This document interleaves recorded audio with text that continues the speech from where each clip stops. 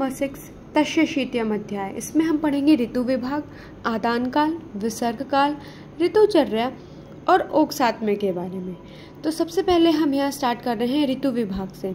संवत्सर बेसिकली एक साल होता है, उसमें 2 काल आते हैं, आदान काल, विसर्ग काल। दोनों में 3-3 ऋतुएं आती हैं। शिशिर, वसंत और ग्रीष्म आदान काल में, वर्षा, शरद, हेमंत विसर्ग काल में आती हैं। इनके हिंदी महीने पढ़ लेना इंपॉर्टेंट है। अब जो है आदान काल का एंड और विसर्ग काल का स्टार्टिंग, उसमें आपका सबसे बल जो है वो कम रहता है।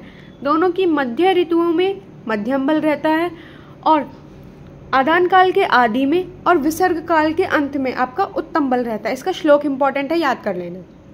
अब हम आते हैं रसों की उत्पत्ति पे। वायु और आकाश की प्रधानता से कषाय रस की उत्पत्ति होती है। वायु पृथ्वी की प्रधानता से तिक्त की और वायु अग्नि की प्रधानता से कटु रस की उत्पत्ति होती है। अब इस चैप्टर का सबसे इंपॉर्टेंट आदान काल और विसर्ग काल। सबसे पहले हम आदान काल देखते हैं। इसको ऐसे याद करना टेबुलर फॉर्म में। आदान काल में 3 ऋतुएं, शिशिर, वसंत, ग्रीष्म। उसमें जो सूर्य आपका होता है वो उत्तर दिशा में गमन करता है।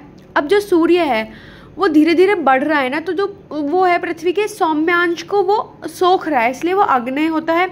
इसमें वायु बहुत ज़्यादा रुक्ष होती है। चंद्रमा का बल क्षीण होता है।